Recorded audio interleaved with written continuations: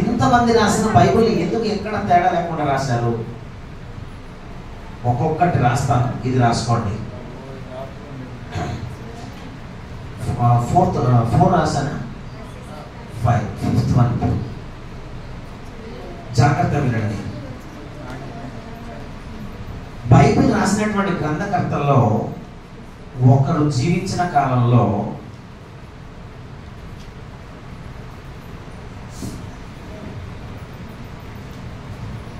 ఒకరు జీవించలేదు.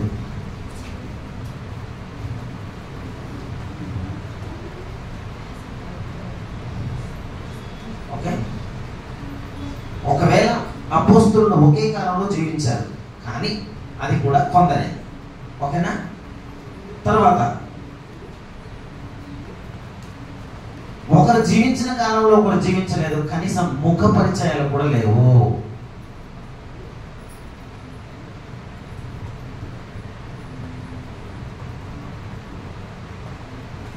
ఒకరి ఒకరు కనీసం చూసుకోవడం కూడా తెలియదు. ఆదాం గారిని అబ్రహాం గారు ఏమన్నా చూసారా? లోతు అబ్రహాం లోతుల్ని ఏమన్నా నోవాహు చూసారా? నోవాహు గారు చూసారా? నోవాహు గారిని ఆ తదనంతరం వచ్చినటువంటి మోషే గారు ఏమన్నా చూసారా? మోషే గారిని దావీదు గారు ఏమన్నా చూసారా? సొలొమోన్ గారు ఏమన్నా చూసారా? లేదండి. ఒకరికి ముఖ పరిచయాలు కూడా లేవు. అయినప్పటికీ కూడా బైబిల్ భావం దెబ్బతినలేదు. తర్వాత మూడవది, అందరూ ఒకే ప్రదేశంలో ఉండి రాయలేదండి బైబిల్. ఒకే ప్రాంతం అని రాసిన పర్లేదు.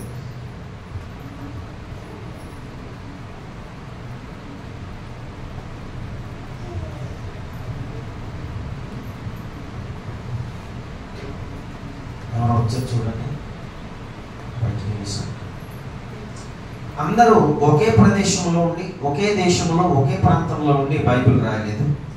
అలాగే బైబిల్ని వివిధ ఖండాలలో ఉండి రాశారు. మీకు ఇందాక చెప్పాను, ఆ డయాగ్రామ్ ఒకటి గీసి చెప్పాను కదా, అందులో అన్నీ ఎక్స్ప్లెయిన్ చేస్తున్నాను. ఇప్పుడు 3 ఖండాలలో నుండి రాశారు. తర్వాత వివిధ దేశాలలో ఉండి రాశారు.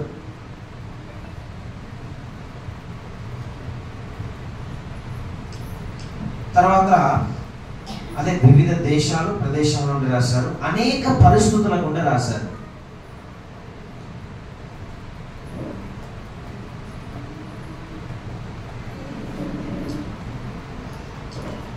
అనేక పరిస్థితుల నుండి రాశారు. అందరూ మనకు ఈ గ్రంథకర్తలు మిగిలిన గ్రంథాలు ఉన్నాయి కదా, చెప్పారు కదా, వాళ్ళంతా ఫ్యాన్ వేసుకొని, ఇంట్లో లైట్ వేసుకొని, ఇంట్లో కూర్చొని చక్కగా రాసుకున్నారు. అవునా కదా? బైబిల్ రాసిన వాళ్ళు ఎలాంటి పరిస్థితులు రాశారు తెలుసా? జైల్లో ఉండి రాశారు. ఏమండి వింటున్నారా? జైల్లో ఉండి రాశారు, గుహల్లో ఉండి రాశారు, శ్రమంలో ఉండి రాశారు, ఎడారుల్లో ఉండి రాశారు, పద్మాసు ద్వీపంలో ఉండి రాశారు, రాజాస్థానంలో ఉండి రాశారు, రాజుగారి ఆస్థానంలో ఉండి రాశారు. దావీదు మహారాజు గారు ఎక్కడ రాశారు? కొన్ని రాజస్థానాల్లో రాశారు, కొన్ని ఇరుకుల్లో రాశారు, కొన్ని ఇబ్బందుల్లో రాశారు. అంతే కదా? అంటే వివిధ పరిస్థితుల మధ్య బైబిల్ రాశారు, అనేక పరిస్థితుల్లో. తర్వాత ఓడ ప్రయాణాల్లో కూడా రాశారు బైబిల్. అవును కదా? ఎవరు? యోహాను.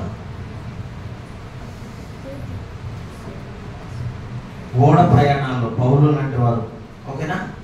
తర్వాత ఎడారుల్లో రాశారు. నేను చెప్పాను కదా, ఎడారులలో నుండి రాశారు. తర్వాత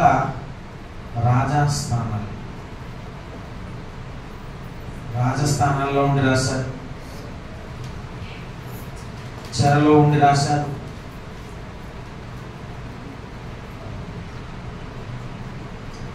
గుహల్లో ఉండి రాశారు.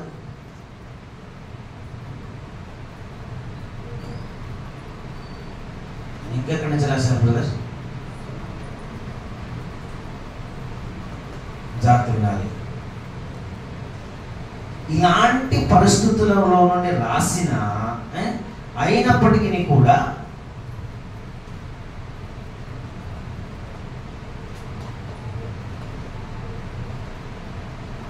ఒకే విషయాన్ని రాశారండి.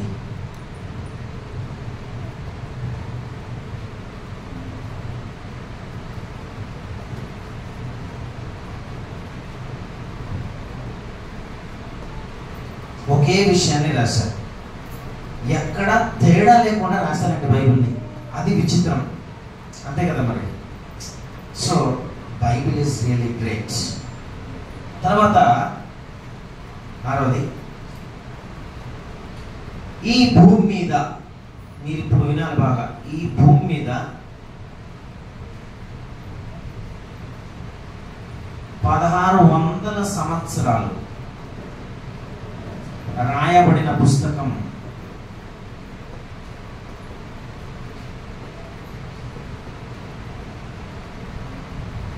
మరొకటి లేదు.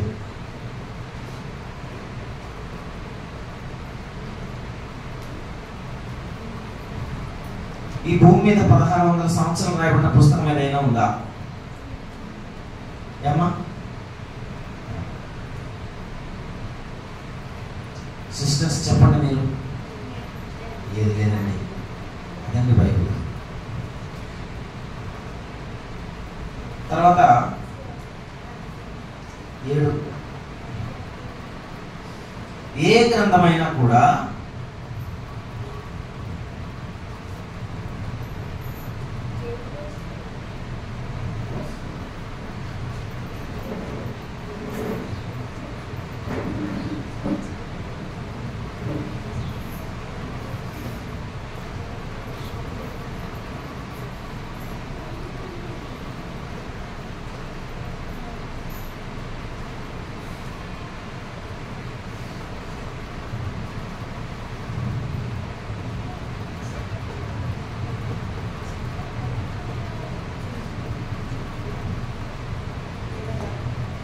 ప్రపంచంలో ఏ గ్రంథమైనా కూడా ఒక వ్యక్తి జీవిత కాలంలోనే రాస్తారు. ఒకే వ్యక్తి, ఒక వ్యక్తి. అది ఎంత కాలం అంటే ఒక 5 లేదా 10 సంవత్సరాలు. 10 సంవత్సరాలు రాసిన పుస్తకాలు ఏది లేదనుకుంటా కదా, ఉందా? పోనీ 10 వేసుకోండి. మీరు బాగా ఆలోచించాలి ఈ విషయాన్ని. అంటే ఏ గ్రంథమైన ప్రకృతిలో, ఈ భూమి మీద ఉన్న ఏ గ్రంథమైనా ఒక వ్యక్తి జీవిత కాలంలోనే 2 లేదా 3 సంవత్సరాలు బ్రతికి ఉన్నప్పుడే రాస్తారు. ఇదిగోండి ఇక్కడ మెన్షన్ చేశాను, బ్రతికి ఉన్నప్పుడే రాస్తారు. మోషే గారు చచ్చిపోయిన తర్వాత కూడా గ్రంథాలు రాయబడ్డాయా? దావీదు గారు చచ్చిపోయిన తర్వాత కూడా రాయబడ్డాయా? యెషయా గారు చనిపోయిన తర్వాత కూడా రాయబడ్డాయా? రాయబడలేదా? ఇర్మియా గారు చనిపోయిన తర్వాత రాయబడ్డాయా? ఆమోసు చచ్చిపోయిన తర్వాత రాయబడ్డాయా? ఓబద్యా గారు చనిపోయిన తర్వాత కూడా రాయబడిందా? మలాకి చనిపోయిన తర్వాత రాయబడిందా? అపోస్తులు చచ్చిపోయిన తర్వాత రాయబడలేదు, అంతే కదా మరి. కానీ ఇప్పుడు మాత్రం రాసేస్తూ ఉన్నారు పుస్తకాలన్నీ కూడా. అంటే ఒకరు జీవిత కాలంలో మాత్రమే రాయబడింది కాదు పుస్తకం. చూసారా, మిగిలిన గ్రంథాలన్నీ కూడా ఒక వ్యక్తి ఆయన జీవిత కాలంలో మహా అయితే 5-10 సంవత్సరాల కాలంలోనే తన పుస్తకం రాసి కంప్లీట్ చేస్తాడు. మధు, అవునా కదా? కానీ బైబిల్ 1600 సంవత్సరాల కాలం రాయబడింది. వాట్ ఏ వండర్ఫుల్ బైబిల్, అవునా కదా? అవునా? చదివేశాను, రాశారా? 5 వరకు చదివేస్తాను. ఓకే,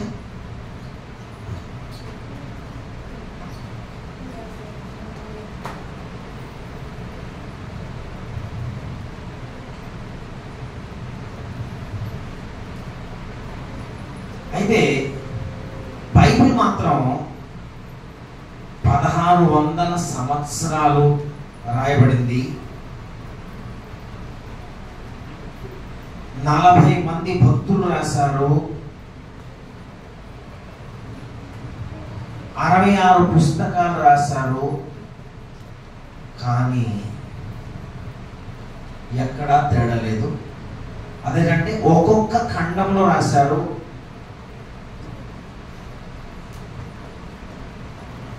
ఖండాలు, ఒక్కొక్క ఖండంలో నుంచి రాశారు. ఒక్కొక్క ప్రాంతం,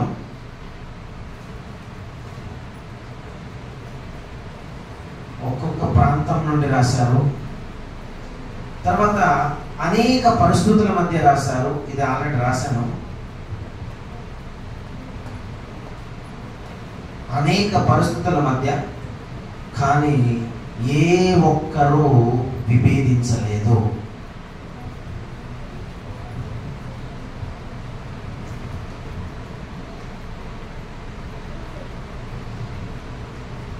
అర్థమవుతుందా? ఎక్కడ తప్పు రాయలేదు. ఎందుకు అంటే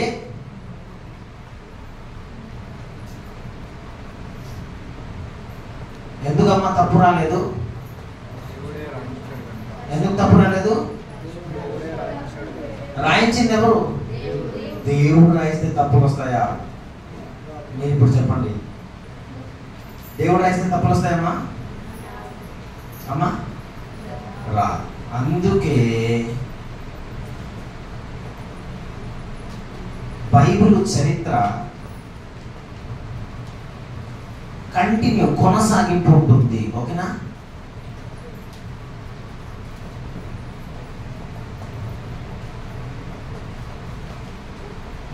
రైట్. కొనసాగింపు అంటే కంటిన్యూగా ఉంటుంది. అదండి బైబిల్. సో బైబిల్ ఇంతకు నిజంగా దేవుడే రాయించడా లేదా? బైబిల్ స్వీయ సాక్ష్యం. ఇప్పుడు నేను రాస్తాను. ఇసాకు ఇది వచ్చి కొంచెం ఈ బోర్డు ఇక్కడికి ఇది జరిపితే మంచిది అనుకుంటున్నాను నేను.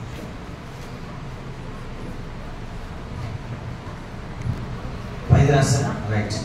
బైబిల్ స్వీయ సాక్ష్యం చూద్దాం.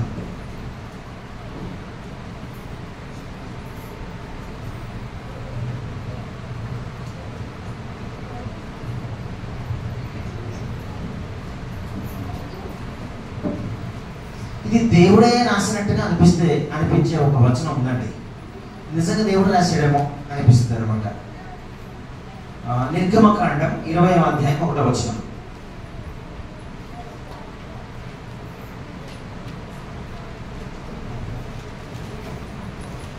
ఒకసారి చదువుతారా?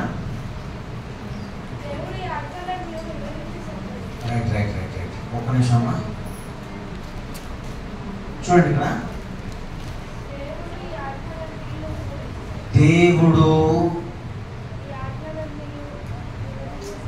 ఈ ఆజ్ఞలన్నీ చెప్పమ్మా, ఆజ్ఞలన్నీ వివరించి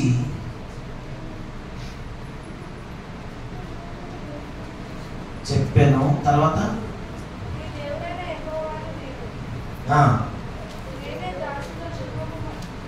కొంచెం గట్టి చదవాలి.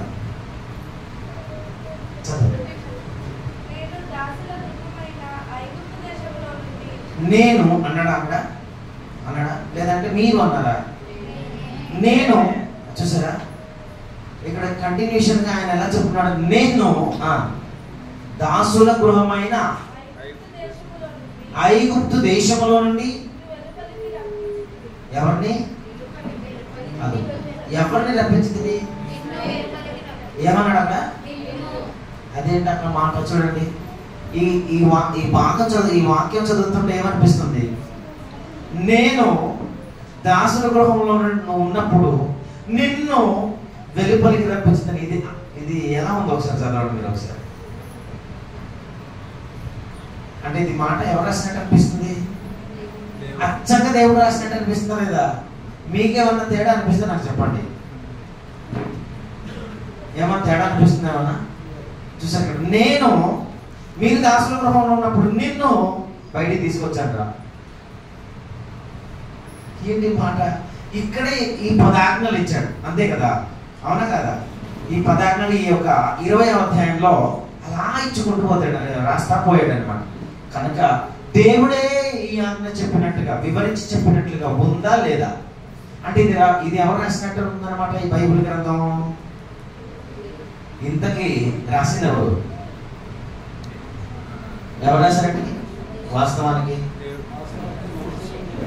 రాసింది ఎవరు? రాయించింది ఎవరు? ఏమా రాసింది మనిషే, కానీ చెప్పింది ఎవరు? చెప్పింది దేవుడు అనమాట. మోషే బయటికి తీసుకొచ్చాడా దాసుల గృహంలో నుండి? దేవుడు తెప్పించాడా? మోషే తెప్పించాడు. కానీ మోషే చెప్పింది ఎవరు? అంతే కదా, మోషే చెప్పింది ఎవరు? రారా బాబు, నీ స్వజనులు అక్కడ 430 సంవత్సరాలుగా మగ్గిపోతున్నారయ్యా, వారిని బయటికి తీసి నేను రాను. ఎందుకురా రావు? నోటి మందేం గలవని తప్పించుకునే ప్రయత్నాలండి అవన్నీ కూడా. దానికి ముందే సకల విద్య ప్రావీణుడు కాదా? సకల విద్యలంతా ప్రావీణుడు అంటే మాట రాదా? ఒకసారి మీరు ఆలోచించండి. ఒకసారి నేను నోటి మాంద్యం గలవాడినా తాట తీస్తా. నోటి మాంద్యం గలవాడినా మీ అన్నని సపోర్ట్ ఇస్తారా? దేవుడు ఎవరి చేతనన్నా పని చేయించుకోననుకుంటే మా ఇసాక్ లాంటి వాళ్ళు వెనక్కి వెళ్తారేమో. మా ఇసాక్ పుట్టకుండా ముందేనండి, కడుపులో ఉన్నప్పుడు ఇసాక్ అని పేరు పెడితే నీ సేవకు సమర్పించేస్తా ప్రభు అని మా నాన్నగారు మొక్కుకున్నారట. ఈ పేరు సేవకుడికి చెప్పకూడదు, కానీ ఆయన మాత్రం పెట్టాలి. ఈ పేరు ఎవరికి చెప్పకూడదు, తన మనసులో ఉంది. ఈయన కానీ ఇసాక్ అని నామకరణం చేస్తే ప్రభు అని సేవకు అర్పించేస్తా అని మనసులో అనుకున్నాడు మా నాన్న. 10 మందితో బయట చెప్పాడు, సేవకుడితో చెప్పలేదు. తీసుకెళ్ళగానే బాబుని తీసుకెళ్ళి ఇలా పెట్టగానే ఇసాక్ అని తప్పన పేరు పెడతారు. ఇక్కడ ఉన్న 10 మందితో మాట్లాడిన అందరూ మా నాన్న చూస్తాను, నువ్వు సేవకి ఇచ్చేయాలైతే మీ కొడుకు. మా ఇసాక్ సేవ కాలేదు, నన్ను దేవుడు తీసుకొచ్చాడు.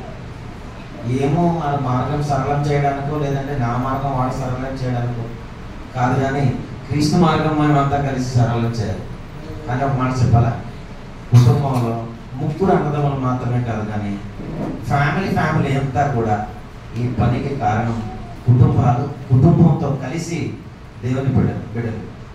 ఈ కుటుంబం సంఘము దేవుని కుటుంబం. ఈ కుటుంబం మరికొన్ని కుటుంబాలు మేమంతా ఒకే తండ్రి గర్భాన పుట్టిన పిల్లలంగా అక్కా చెల్లెలంగా భావిస్తూ ఒకరినొకరు ముందుకు వెళుతున్నాం. మీరు బాగా ఆలోచించండి ఇప్పుడు. సో దీన్ని బట్టి నాకు ఒకటి అనిపించింది, బైబిల్ స్వీయ సాక్ష్యమైన తర్వాత Bible is the best book in the world అనిపించింది. అవునా కదా? ఏమి sir? Bible is the best and perfect book. అవును కదా?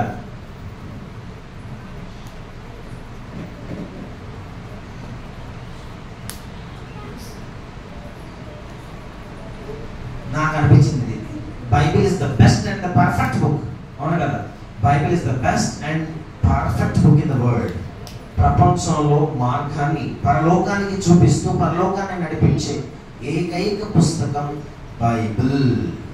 కనుక 5 రాసిన చదివేయచ్చా? కొంచెం ముందుకు తొందరగా వెళ్ళాలి. రైట్? మీరు ఎవరు మాట్లాడలేదు, నా పని నేను చేసుకున్నాను అన్నట్టుగా.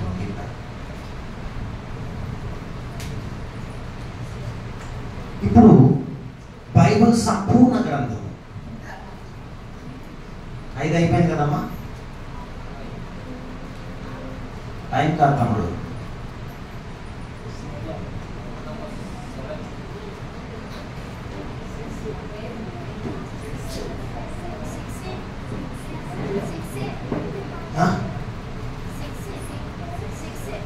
సరే మీరు రాసుకోండి.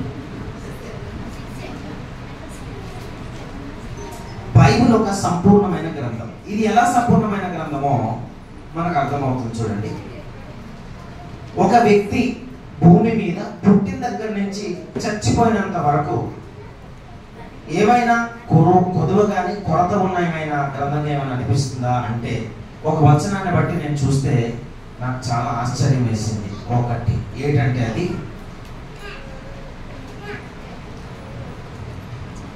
మొదటి పేతురు పత్రిక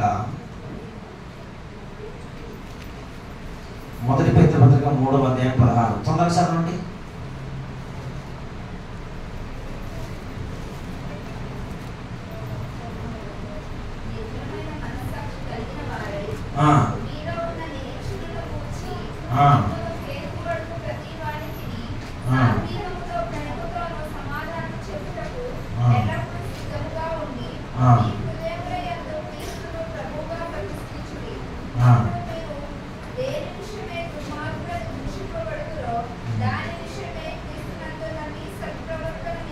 ఎక్కడ చదువుతున్నారు మీరు? పేతురు రాసిన మొదటి పత్రికేనా? క్షమించండి 2వ పేతురు పత్రిక. సారీ, త్వరగా చదవాలి.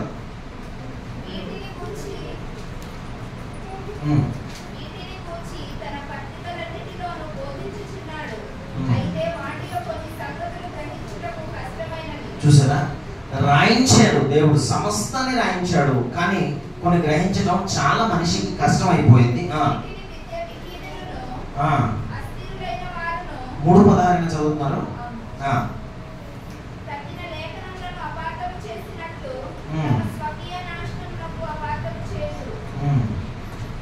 ఇది లేదా జీవమునకును భక్తికిని కావలసిన వాటన్నిటినీ అనే మాట.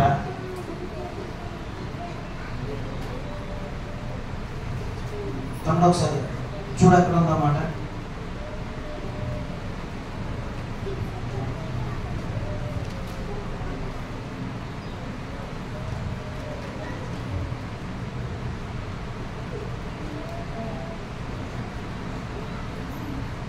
లేదా ఉందా లేదా? ఆ మాట ఎక్కడ ఉందో ఒకసారి తీసి చూపించండి. 1వ అధ్యాయం 2-3 వచనాలు చూడండి ఒకసారి. ఉందా?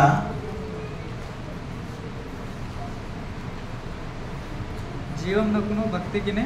రైట్ 3 పదాలు కాదు, 1, 2, 3. 1వ అధ్యాయం 2-3 వచనాలు. జీవమునకును భక్తికిని కావలసిన వాటన్నిటిని మనకు దయచేశాడు దేవుడు. అవునా కదా? అంటే జీవితానికి, జీవమునకును భక్తికిని అంటే కావలసిన వాటినన్నిటిని దేవుడు రాయించిన గ్రంథం అపోస్తల కార్యములు 20:27లో ఒక మాట ఉంది. అక్కడే ఉందంటే దేవుని సంకల్పం అంతా మీకు తెలుపకుండా నేను దాచుకోలేదు అన్నాడు. అంటే దేవుని సంకల్పం అంతా కూడా రాయించిన గ్రంథం. అవునా కదా? సృష్టి ఆరంభం నుండి సృష్టి అంతం వరకు సంగతులన్నీ దేవుడు రాయించాడు. సృష్టికి ముందున్న స్థితి నుంచి సృష్టి తర్వాత స్థితి ఏంటో మొత్తం రాయించాడు. కనుక ఈ భూమి మీద ఇటువంటి గ్రంథం మరొకటి లేదు, బైబిల్ మాత్రమే దేవుని గ్రంథం. ఇప్పుడు డివియేషన్స్ చూద్దాం.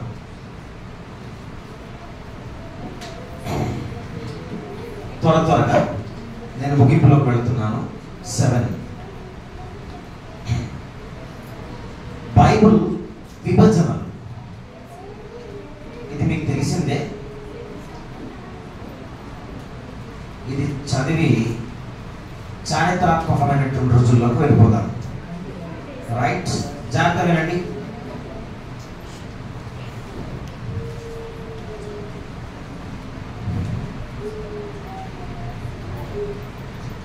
ఇది పాత నిబంధన.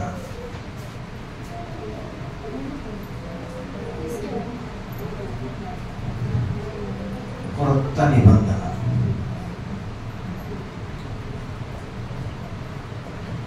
ఈ డివిజన్స్ అన్న సండే స్కూల్ పిల్లలకు నేర్పించండి. ఓకే, 1 బైబుల్ డివిజన్స్, విభజనలు ఎలా విభజించబడింది అంటే ఇది అందరికి తెలిసిందే, నేను కొత్తగా ఏం చెప్పండి. ధర్మశాస్త్ర గ్రంథం 1 ఎక్కడి నుంచి ఎక్కడి వరకు అండి?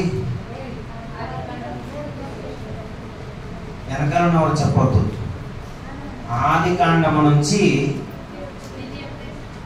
ముందున్న వాళ్ళే చెప్పాలి నాకు. ద్వితీయోపదేశ కాండం మొత్తం ఎన్ని? 5. దీనిని ఈ ఆది కాండం నుంచి ద్వితీయోపదేశ కాండం వరకు ఉన్నటువంటి ఈ 5 గ్రంథాలను ధర్మశాస్త్ర గ్రంథము అంటారు. తర్వాత బైబిల్లో చరిత్ర గ్రంథాలు ఉన్నాయి. అవి ఏంటంటే చెప్పండి, వెనకాల ఉన్న వాళ్ళు చెప్పొద్దు.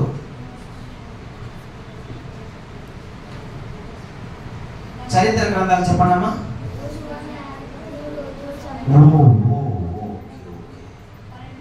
యెహోషువ నుండి ఎక్కడ వరకు నాన్న? ఎస్తేరు.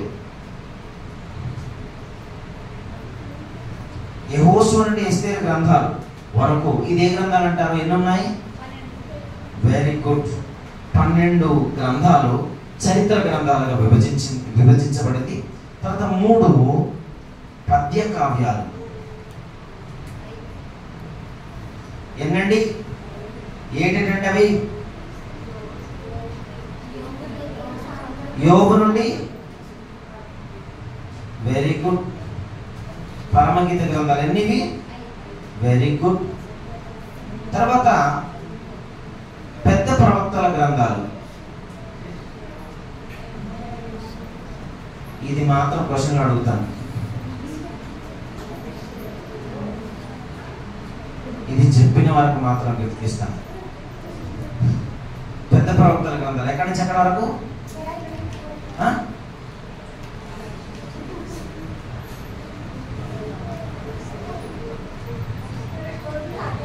యెషయా గ్రంథం నుండి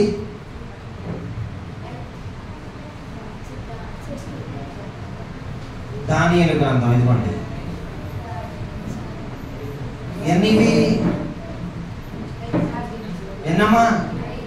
చిన్న ప్రవక్తల గ్రంథాలు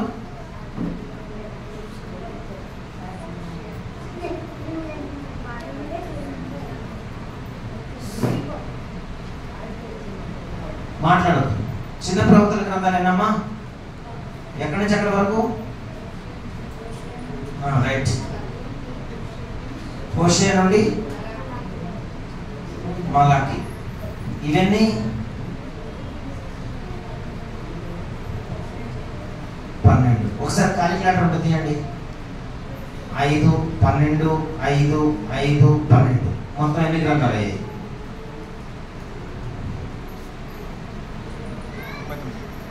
ఎన్నండి? మీరు వింటున్నారా? ఈ డివిజన్స్ తెలియాలని చెప్తున్నాను. టైం అయిపోతే రీడ్ అవ్వడం వల్ల మాకు కుదరట్లేదు అనుకున్నానికి కదా. తెలుసు నాకు. మీ మొహం చూసారా? ఏమ్మా అవునా కదా? లేదా? ఇందాక పాస్టర్ గారు చెప్పారు కదా, ఆవలిస్తానట, నోరు తెరిస్తే పేర్లు నిలబెడతారు. నిజమే మరి, మీరు అలాంటి. సరే, మొత్తం ఎన్ని గ్రంథాలు పడతాయి? లెక్కటవా? Very good. పాత నిబంధన గ్రంథాలన్నీ, కొత్త నిబంధన డివియేషన్స్ చూద్దాం. 1 సువార్త పుస్తకాలన్నీ. సువార్తలన్నీ? సువార్తలన్నీ? సువార్తలేనండి? సువార్త ఒకటే, సువార్తలు లేవు. ఓకేనా? సువార్త పుస్తకాలన్నీ? సువార్త పుస్తకాలు 4. సువార్త పుస్తకాలు 4. ఎక్కడి నుంచి అక్కడ వరకు అండి?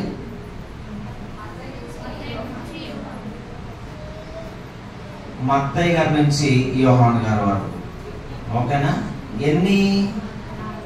4. ఇది ఏం తెలియజేస్తుంది? లైఫ్ ఆఫ్ క్రైస్ట్, క్రీస్తు జీవితాన్ని గురించి తెలియజేసేటువంటి పుస్తకాలు. సంఘ చరిత్ర. ఇది ఎన్ని పుస్తకాలండి?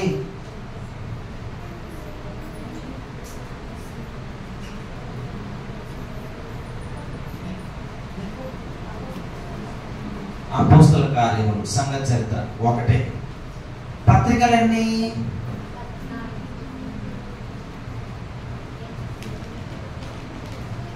ఎక్కడి నుంచి అక్కడి వరకు? రోమా పత్రిక నుంచి,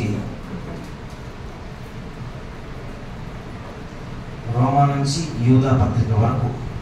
ఎన్నండి ఇవి? 21. సర్లే, నేనే రాసిస్తాను. తర్వాత చివరి గ్రంథం. ఏ గ్రంథం అది? దాన్ని ఏమంటారు? ప్రకటన లేదా ప్రవచన గ్రంథము అంటారు. అది ప్రకటన గ్రంథం. ఓకేనా? ఎన్నున్నాయి మొత్తం? ఎన్నయ్యాయి ఇవి? 66. ఏనమ్మా? Very good. ఇప్పుడు 39 + 27 ఎంత? చూసారా? 66 పుస్తకాలు. దీన్ని మాకు ఎందుకంటే ఇది అంతే కదా, చక్కగా 1 గంట చూసి పంపిస్తే అయిపోయేదానికి మా ఇవన్నీ తెలియదే. కానీ తెలుసుకోవడం తప్పు కాదు కదా. తప్ప? అస్సలు తప్పు కాదమ్మా. అమ్మా మీరు అలాగనుకున్నారు పంపదేసి ఇవి అన్ని ఎందుకు మాకు తలపోదు కదమ్మా, మా పిన్ని అమ్మ అంతేనా? చాలా సంతోషం. కనుక బైబిల్ నేను ఎందుకంటాను ఇన్ని డివిజన్స్ ఎందుకు ఇచ్చానంటే బైబిల్ శాశ్వతమైనది. లాస్ట్లో ఈ మాట చెప్పి నేను ముగిస్తాను.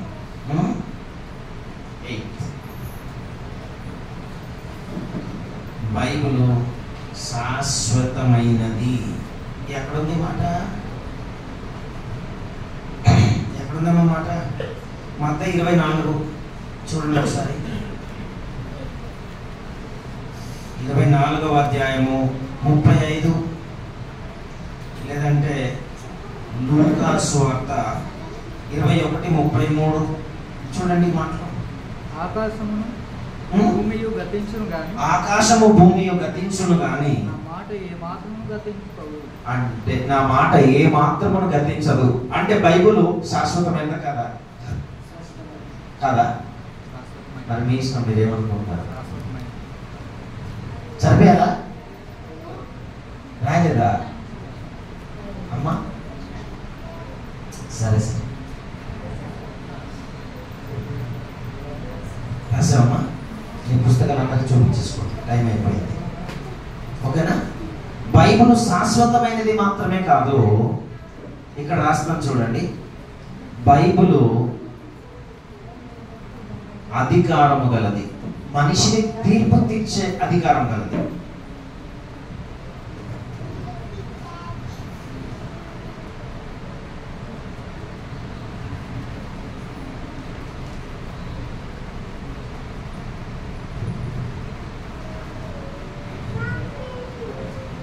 బైబిల్ మనిషికి తీర్పు తీర్చే అధికారం కలది. ఇది ఎక్కడ ఉందనంటే యోహాను సువార్త 12, ఒకసారి రాసుకోండి. 12వ అధ్యాయం 48వ వచనం. ఇది కానీ లేదు అని అంటే ప్రకటన గ్రంథం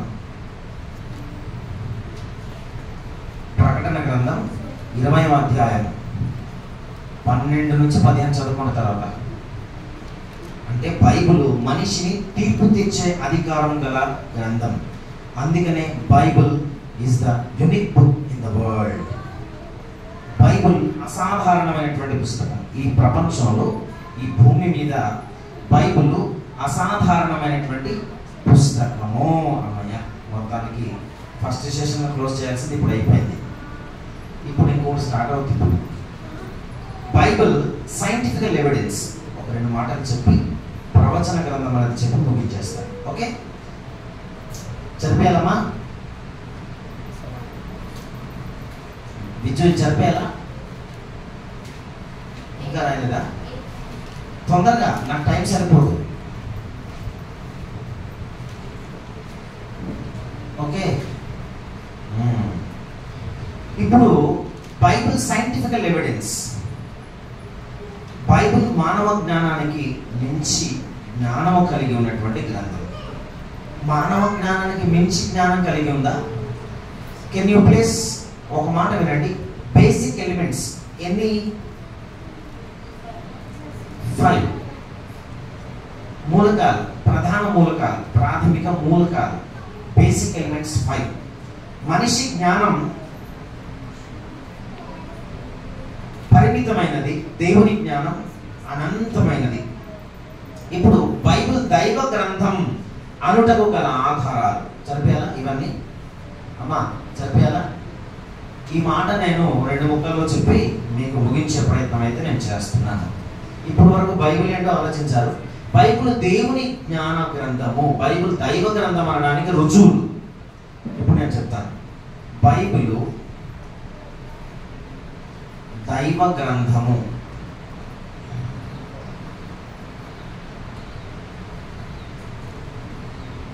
అనడానికి రుజువులు.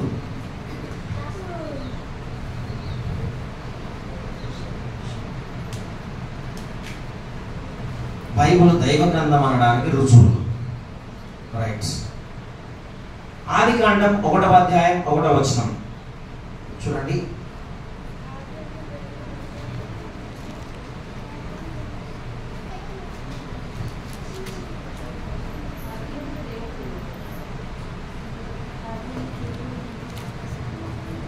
ఈ ప్రాథమిక మూలకాలు, బేసిక్ ఎలిమెంట్స్ గురించి ఒక శాస్త్రవేత్త అన్నాడు. ఎన్ని ఉన్నాయంటే 5 ఉన్నాయని చెప్పాడు. హెర్బర్ట్ స్పెన్సర్ అనే శాస్త్రవేత్త.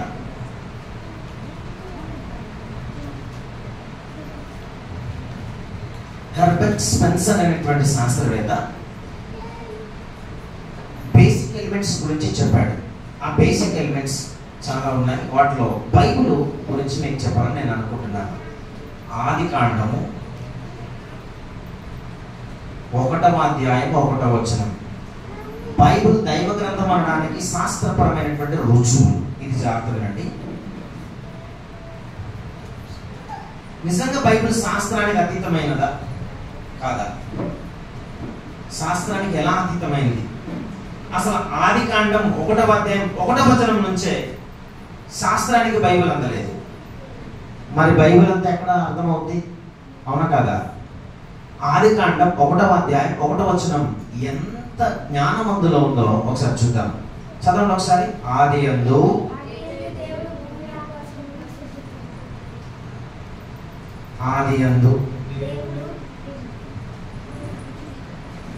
దేవుడు భూమి ఆకాశమును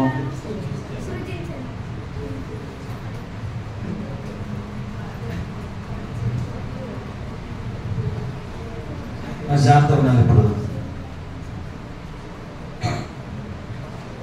ఏం డిస్కషన్లు అవుతున్నాయి వెనకాల? ఆది యందు అనేది ఏం సూచిస్తుంది?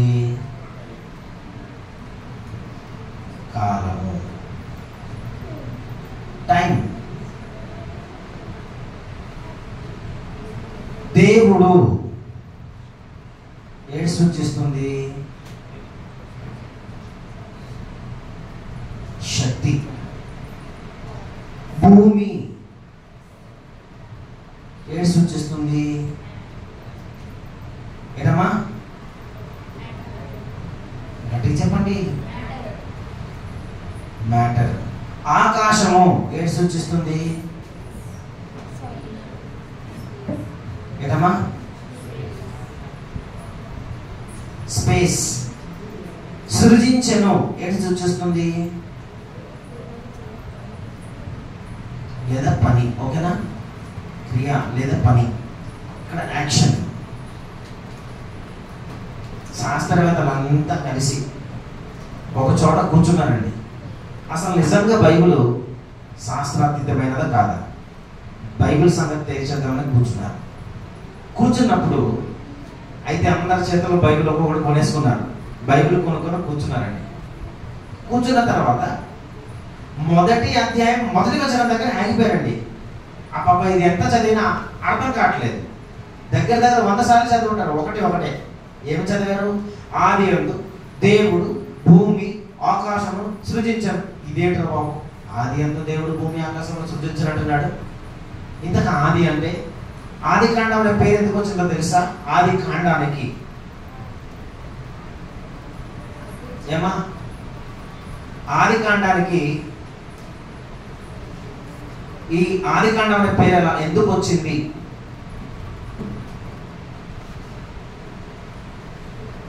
అయ్యో ఇక్కడ చాలా ఇన్ఫర్మేషన్ ఉందండి. చూడండి చెప్తాను. ఈ ఆది కాండం అనే పేరు ఎందుకు వచ్చిందంటే సృష్టి ఆరంభం గురించి తెలియజేసింది గనక, మానవుని ఆరంభం గురించి తెలియజేసింది గనక. ఓకేనా? అంటే మనిషి వంశం ఆరంభం నుండి తెలియజేసింది కనుక, మనిషి ఎలా పుట్టాడో ఆరంభం తెలియజేసింది కనుక ఈ ఆదికాండానికి ఆరంభాల పుస్తకం అంటాం అన్నమాట. అందుకనే ఆ సృష్టి ఆరంభాన్ని బట్టి దేవుడు సృజించిన వాటిలన్నిటినీ కూడా ఈ ఒకటి ఆదికాండం 1వ అధ్యాయంలో అన్ని ఆరంభం నుంచి చెప్పబడింది కనుక దీనికి ఆదికాండం అనేటువంటి పేరు వచ్చింది. ఓకేనా? ఈ ఆదికాండం అనేటువంటి పేరు ఈ రీతిగా కలగటం ప్రపంచ విజ్ఞులకు అర్థం కాలేదు. ఇది దీన్ని వారు ఎలా అర్థం చేసుకున్నారో నిజంగా ఇప్పటి వరకు అర్థం కావట్లేదు. కనుక ఆరంభాల పుస్తకం ఇది సుమారుగా మానవ సృష్టి ఆరంభం నుండి తెలియజేసేటువంటి గ్రంథం. ఇది దాదాపుగా ఆది కాండం మాత్రమే 2200 సంవత్సరాలు దీర్ఘకాల చరిత్ర ఇందులో ఉంది. ఎన్ని వందల సంవత్సరాల చరిత్ర? 2200 సుదీర్ఘ కాల చరిత్ర ఆరంభాల పుస్తకాలకు ఉంది. ఇంకా ఏ పుస్తకాలకు లేదు బైబిల్లో. 2200 సంవత్సరాల చరిత్ర కలిగిన పుస్తకం బైబిల్లో ఆదికాండం ఒకటి. మీకు అర్థమైందా? రాయాలా? రాసుకోండి. మీరు అన్ని రాయలేరు కదా. ఎన్ని వందల సంవత్సరాల చరిత్ర ఉందండి ఆదికాండానికి? 2200 సంవత్సరాల సుదీర్ఘ చరిత్ర కలిగిన పుస్తకం బైబిల్లో 66 పుస్తకాల్లో ఆదికాండం ఒక్కటే, ఇంకేది లేదు. ఓకే, కనుక ఆది అందు దేవుడు భూమి ఆకాశమును సృజించను అన్నాడు. ఏంటిది ఇది? ఆది అందు అంటే కాలం. కాలం ఎప్పుడు పుట్టింది? కాలం ఎప్పుడు పుట్టింది తెలుసా మనకి? తెలీదండి. ఈ కాలం ఎప్పుడు పుట్టిందని తల నేల పదకుంటున్న ఈ రోజు వరకు ఎవడు కనుక్కోలేకపోయాడు. దేవుడు శక్తి ఫోర్స్ ఎలా పుట్టింది? అసలు ఈ శక్తి ఎలా పుట్టింది ఈ రోజు వరకు ఎవరికి తెలియట్లేదు. భూమి మ్యాటర్ ఎప్పుడు పుట్టింది ఖచ్చితంగా చెప్పలేకపోతున్నారు ఈ రోజు వరకు శాస్త్ర ప్రపంచం. ఆకాశం, శూన్యం, స్పేస్. ఈ స్పేస్ ఎలా కలిగింది అసలు ఎవరికి అంతు చిక్కట్లేదు. పని, యాక్షన్ ఆరంభమైంది ఎప్పుడు? పని, క్రియ ఎప్పుడు ప్రారంభమైంది? ఇది మానవ సృష్టికి నేటికి ఆది కాండం 1వ అధ్యాయం 1వ వచనమే ప్రపంచానికి అర్థం కాలేదు, శాస్త్ర జ్ఞానానికి అర్థం కాలేదు. కనుక దీని జోలికి రావాలంటే చాలా గట్స్ ఉండాలి, అంతే కదా. దేవుడు చూసారా డెడ్ లైన్ ఒకటి గీస్తాడు, అవునా కదా. మనిషి జ్ఞానానికి ముగింపు పలికినటువంటి ఆరంభాల పుస్తకం ఆదికాండం 1వ అధ్యాయం 1వ వచనం దగ్గరే మనిషి జ్ఞానానికి దేవుడు చెక్ పెట్టాడు. ఈ గీత దాటి ఉత్తరకు రాలేకపోతున్నారు ఈ రోజు వరకు సైన్స్, విజ్ఞాన శాస్త్రం. కనుక అటువంటిది పరిశుద్ధ గ్రంథం. కనుక బైబిల్ దేవుని గ్రంథం అనడానికి రుజువు, అవునా కదా. పోనీ ఎవరు అడగండి కాలం ఎప్పుడు పుట్టింది చెప్పు అని, సైంటిస్ట్ని అడిగినా చెప్పలేకపోతున్నారు. కనుక అదండి బైబిల్. ఓకేనా. తర్వాత బైబిల్ సుమారుగా 4000 సంవత్సరాల క్రితం రక్తం ప్రాణమని చెప్పింది. 4000 సంవత్సరాల క్రితం రక్తమే ప్రాణమని చెప్పింది. ఈ బ్రిటిషర్స్ యుద్ధం చేసేటప్పుడు అండి ఎంతో మంది చచ్చిపోయేవాళ్ళు. చచ్చిపోతున్నప్పుడు వాళ్ళకి అనిపించింది ఇదేంటి, పొడిస్తే రక్తం కారితే చచ్చిపోతున్నారు, కొంతమంది రక్తం ఎక్కించాల్సి వస్తుంది, ఎందుకు చచ్చిపోతున్నారు అని బాగా ఆలోచిస్తే మనిషికి రక్తం పోతే చచ్చిపోతాడు అన్నమాట. అర్థమైంది వాళ్ళకి. కొంతకాలం తర్వాత రక్తం పోతే ప్రాణం పోయినట్టు అనమాట, అంతే కదా. అవునా. హెచ్బి తక్కువ ఉంటే చచ్చిపోతారు లేదమ్మా? చచ్చిపోతారండి. కనుక హెచ్బి తక్కువ ఉంటే చచ్చిపోతారు. రక్తంలో ఏముంది? ప్రాణం ఎక్కడ ఉంది? ఇప్పుడు నీలో ఒక హ్యూమన్ బీయింగ్, ఒక మనిషిలో ప్రాణం ఎక్కడ ఉంది?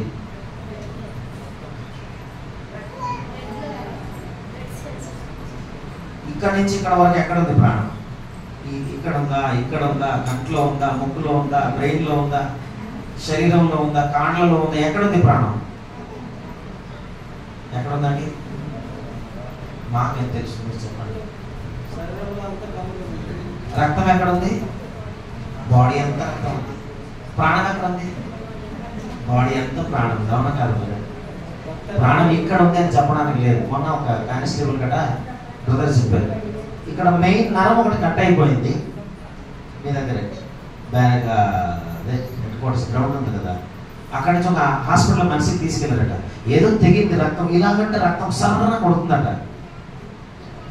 అంటే అది ఇలా మూస్తే మళ్ళీ కొంచెం ఇదైంది, తీసుకెళ్ళి కట్టించారు. అయినా అది ఆగట్లేదట, రక్తం అలాగే పోతుంది. మెయిన్ నరం ఏదో కట్ అయిపోయిందట, దానికి సూచస్ వేయాలన్నారు. నరానికి కుట్ల, చర్మానికి కుట్లు అయితే వేస్తారు. ఆ నరం, మెయిన్ నరం ఏదో కట్ అయిపోయిందట. ఆ రక్తం అలా పోతే చచ్చిపోతాడు అని చెప్పారట. అంటే రక్తం పోతే చచ్చిపోతాం.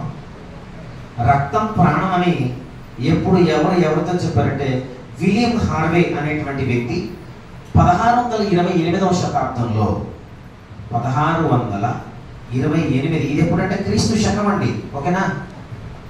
క్రీస్తు శకం 1628లో విలియం హార్వే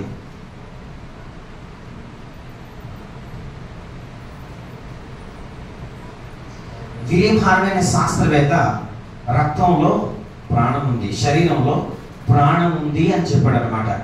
కనుక బైబిల్ ఎప్పుడు చెప్పింది? క్రీస్తుకు పూర్వమే చెప్పింది. క్రీస్తు పూర్వం ఎప్పుడు చెప్పింది?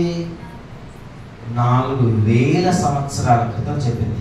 ఎక్కడ చెప్పింది బైబిల్లో అంటే ఆదికాండం 9వ అధ్యాయం 4వ వచనంలో చెప్పింది.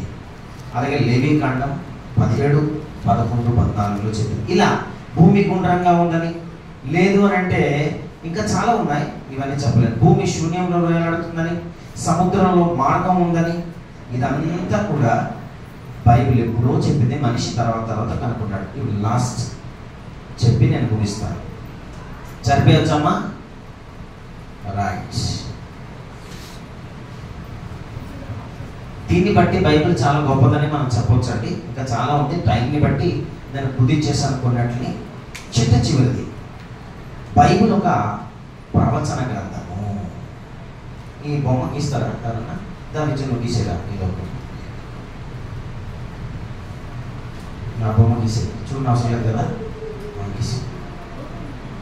బైబిల్ ఎంత గొప్పది అని అంటేనండి, సుమారుగా ప్రవచనాలు, ఎన్నో ప్రవచనాలు మీరు ఇక్కడ చూడకుండా ఎలాగో చూస్తారు కదా, కొన్ని వేల సంవత్సరాలుగా చెప్పింది అక్షరాల నిజం జరిగింది. బైబిల్ అలాంటిది. ప్రవచనం అంటే ఏంటి అర్థం? ఈ మాట రాసుకోండి, నేను చెప్తాను. ప్రవచనం అంటే అర్థం ఏమిటి? అందరు రాసుకోండి, చెప్తాను, ఓకేనా? బైబిల్ ప్రవచన గ్రంథం అంటాం. ప్రవచనము అంటే ప్రభు మాటలను వివరించటం, వచించేదాన్ని ప్రవచనం అంటాం.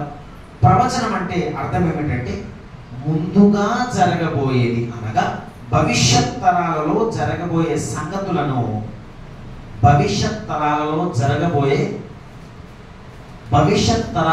జరగబోయే కొన్ని సంగతులను 100,000 సంవత్సరాలకు ముందుగా చెప్పుటను ప్రవచనం అంటారు. కొన్ని 100,000 సంవత్సరాలకు ముందుగా చెప్పడాన్నే ప్రవచనం అంటారు. ఈరోజు ఈ ప్రవచనం చాలా చాలా చాలా చాలా పెద్ద ప్రవచనం. ఈ ప్రవచనం ఎటువంటిదనంటే ప్రపంచ సామ్రాజ్యాలను కూడా యేసుక్రీస్తు కాలం వరకు, బబులోను కాలం నుండి యేసుక్రీస్తు వారి కాలం వరకును కూడా ప్రవచించింది. అక్షరాల నిజంగా నెరవేరినటువంటి గ్రంథం బైబిల్. ఇది చిట్ట చివరిగా చెప్పి నేను ముగిస్తాను. ఏటరా ఇది భూతి బంగ్లా గీసారనుకుంటున్నారా? లేదు, రా చూడండి. ఓకే, నేను ఇక్కడ ఈ డయాగ్రామ్, ఈ బొమ్మను మీరు బాగా చూస్తే ఒకటి అర్థమవుతుంది. ఏంటిది? ఇచ్చు ఇప్పుడు వచ్చినట్టుందా?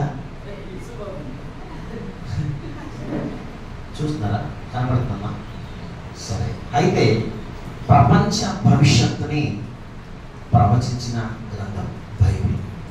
మరి ఏ ఇతర గ్రంథమైనా ప్రపంచ భవిష్యత్తుని ప్రవచించిందా? బైబిల్ తప్ప ఈ భూమి మీద మరొకటి లేదు. ఇది దానియేలు గ్రంథం 2వ అధ్యాయం. ఒకసారి తీసి చూడండి అమ్మ, ఒకసారి చదివేయండి, ముగిద్దాం ఇప్పుడు దీంతో లాస్ట్. దానియేలు గ్రంథం 2వ అధ్యాయం 31 నుంచి 45 వరకు చదవండి. త్వరగా ఫాస్ట్గా చదవండి, గట్టిగా ఏమన్నా చదవండి. ఇది వివరించి ముగిస్తాను, ఇప్పుడు టైం కూడా అయిపోయినా. ఇంకా గట్టి చదవాలా?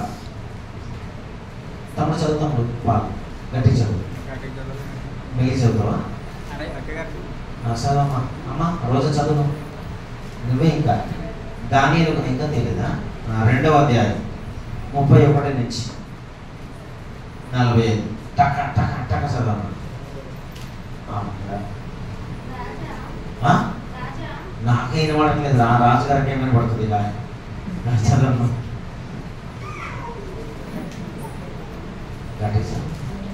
అంతేనా? సరే అయితే చదువు.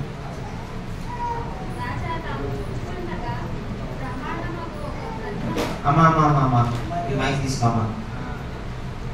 హలో హలో, ఇది ఇంత భయంకరంగా వస్తుంది సార్.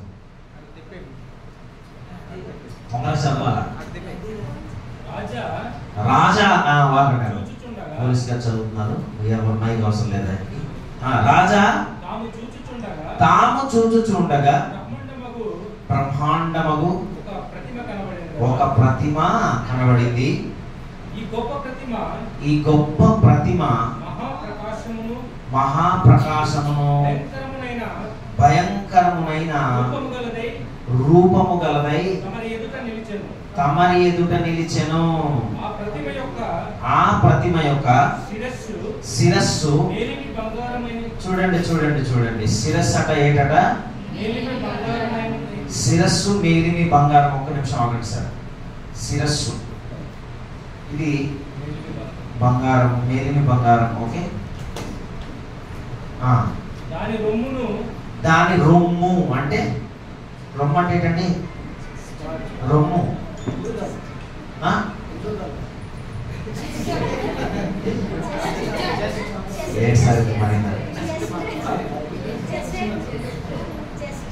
రొమ్ము అంటే ఏంటండి?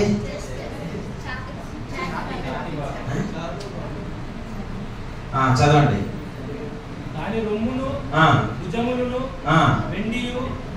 రొమ్ము అంటే ఛాతి భాగము, భుజము. ఏటట ఇది?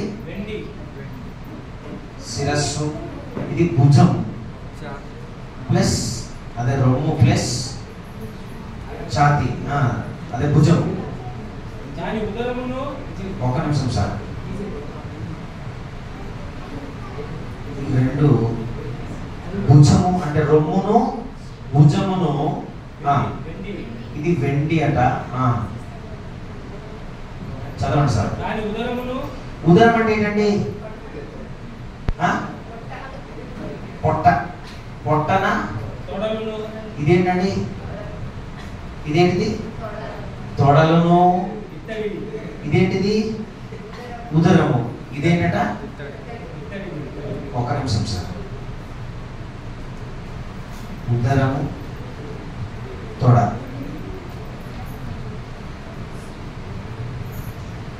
ఇత్తడి. ఓకే. దాని మోకాళ్ళు చూడండి, ఇది ఇంకా బాగా. దాని మోకాళ్ళు ఇనుపవియు, దాని పాదములలో ఒక భాగము ఇనుపదియు, ఒక భాగము మట్టిదియునై ఉండెను. చాలు సార్, థ్యాంక్ యూ. మోకాళ్ళు, పాదములు.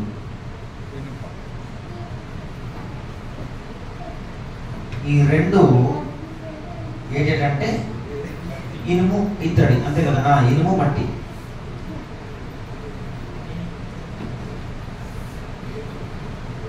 లాస్ట్ లో ఇక్కడ ఒకటి ఉంటుంది. అదే సార్ చదవండి. చదవండి సార్. చేతి సహాయం లేక తీయబడిన ఒక ఇదేటమ్మా? ఇది రాయి.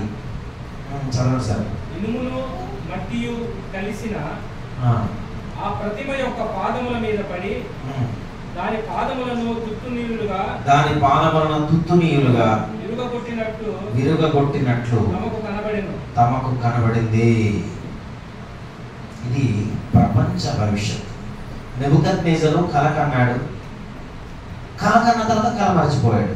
కళ ఇంచుమించుగా మర్చిపోతాం కదండి.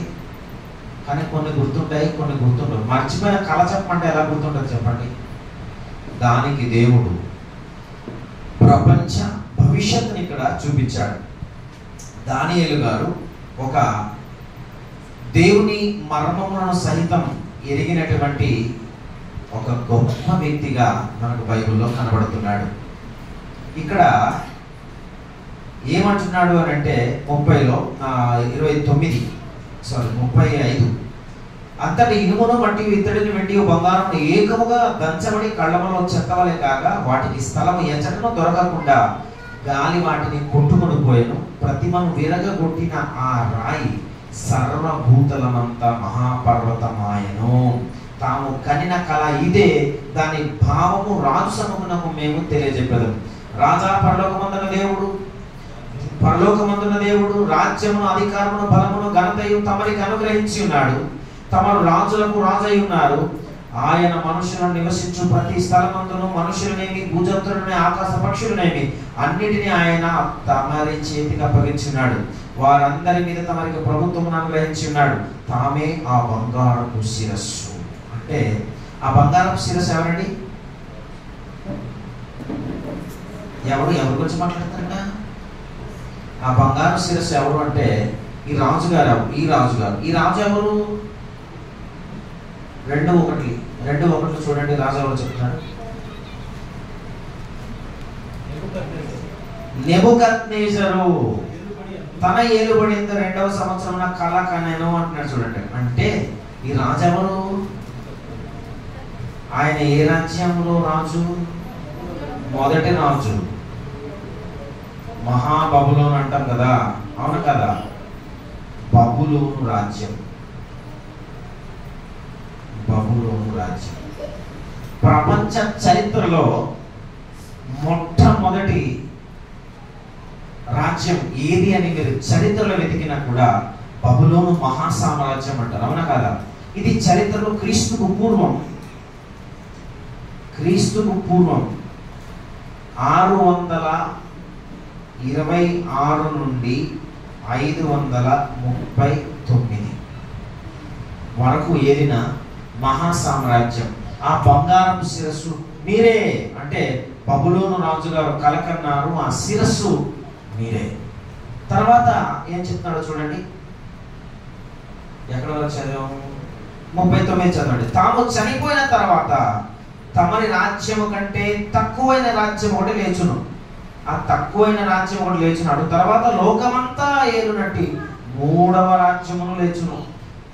ప్రపంచాన్ని పరిపాలించిన 2వ రాజ్యం ఈ బబులోను రాజ్యం కంటే కొంచెం తక్కువైన రాజ్యం ఏది?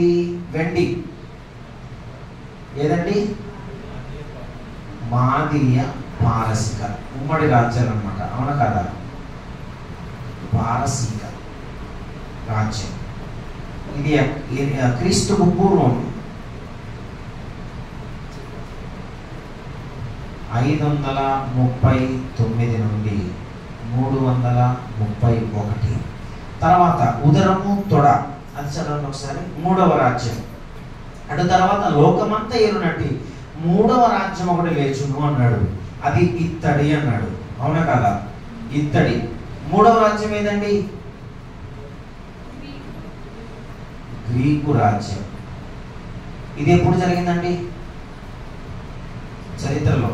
క్రీస్తు పూర్వం 331 నుంచి 168. ఆ తర్వాత ఇనుము, అదే రాజ్యం చూద్దాం ఒకసారి. 40. అది ఇనుము వలె బలముగా ఉండును. ఆ మరొక 4వ రాజ్యం లేచును, అది ఇనుము వలె బలముగా ఉండును. ఇనుము సమస్తమైన వాటిని దంచి విరగొట్టున్నది కదా, ఇనుము పగలగొట్టున్నట్లు అది రాజ్యములన్నింటినీ పగలగొట్టును. ఈ ఇనుము ఏది అంటే రోమరాజ్యం. ముగిస్తాను, మీరు కంగారేం పడకండి.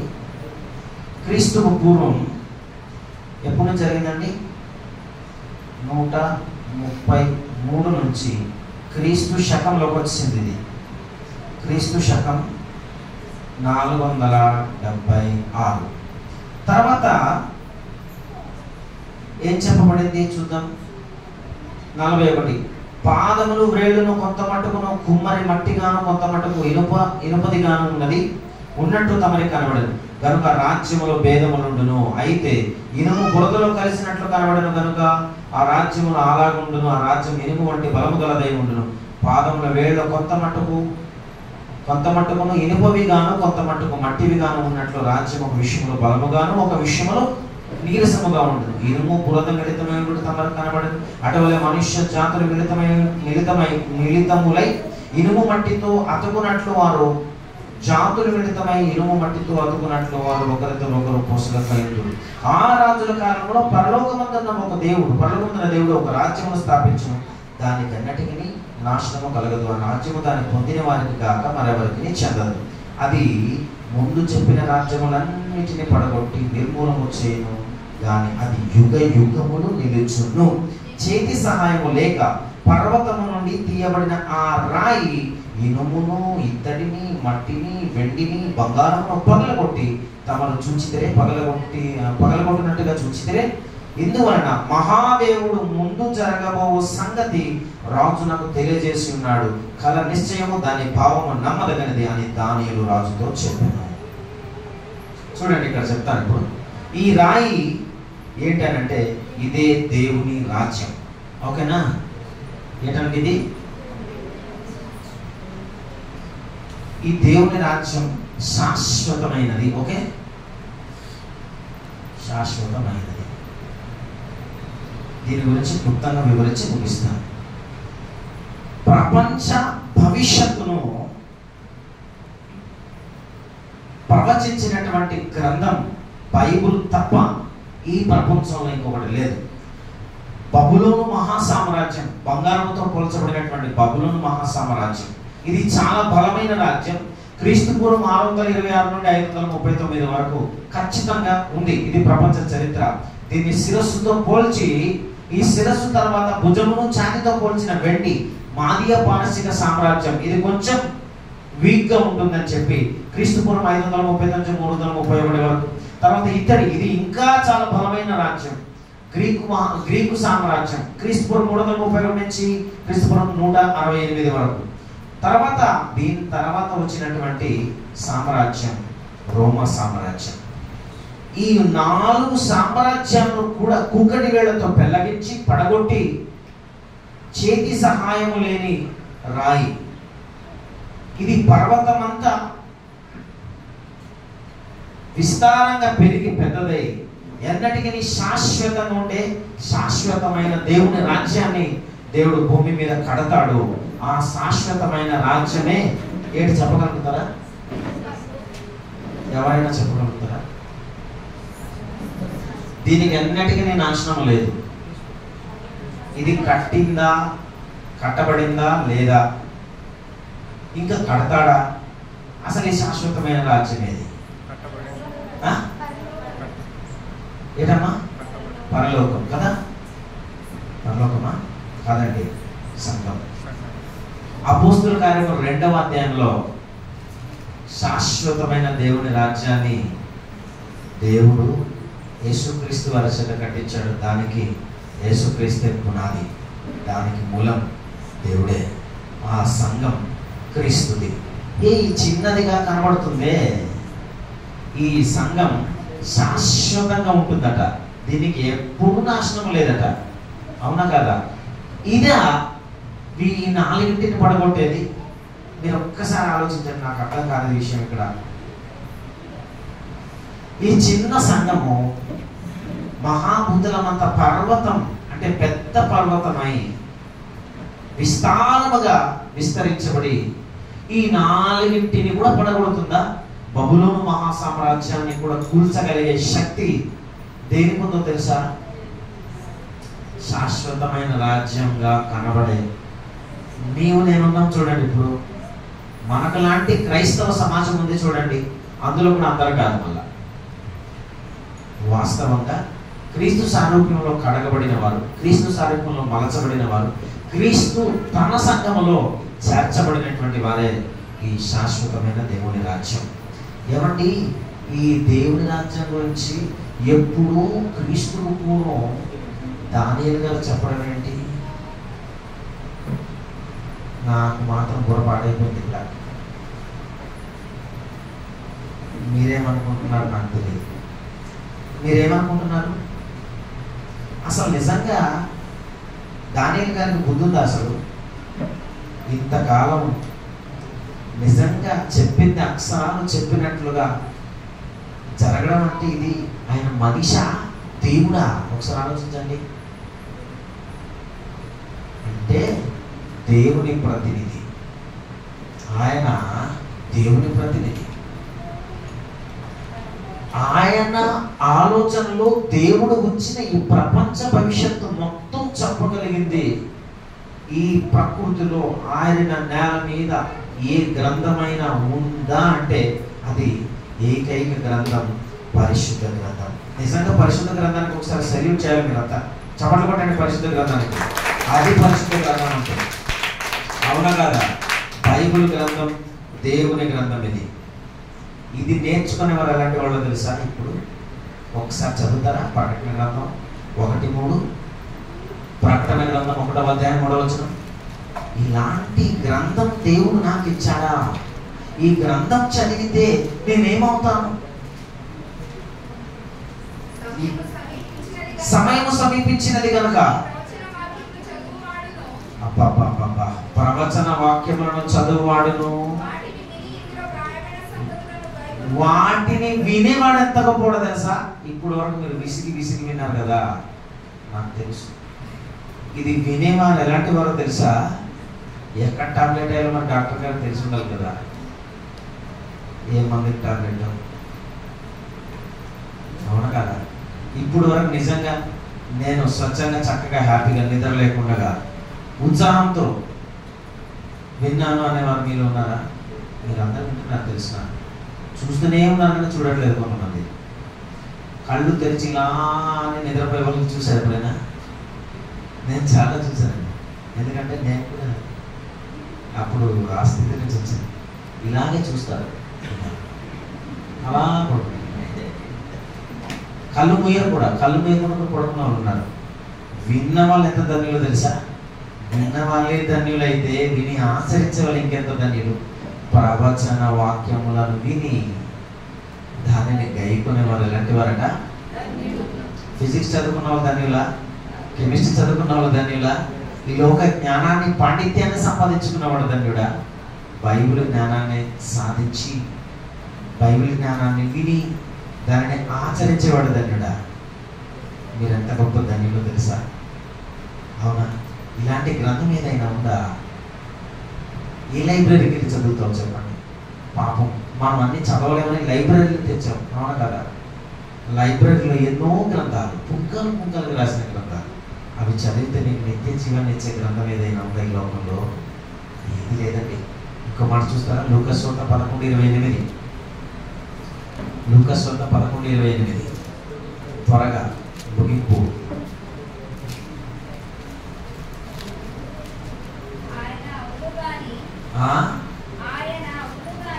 నాకేదో వినపడలేదు. ఆయన ఏమైపోయాడు? 11:28 లూకాసు వార్త. ఇదిగో చదివేవారు మీకు దయచేసి కొంచెం దగ్గరగా చదివి వినిపించండి. నేను ఎంత ప్రయాసపడుతున్నాను తెలుసా చెప్పడానికి. సార్ మీరే చదవండి సార్. ఇక్కడ 11:28 సార్ లూకాసు వార్త. చదవండి కదా.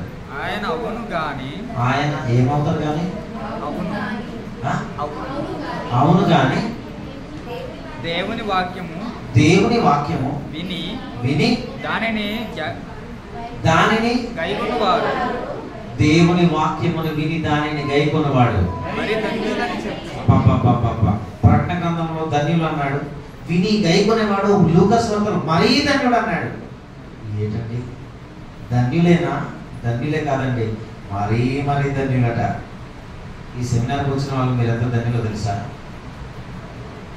దేవుని వాక్యం వినేవారు ఎంత ధన్యులో తెలుసా? చాలా చాలా ధన్యులు, మరీ ధన్యుడు. ఇంకో మాట చూద్దామా?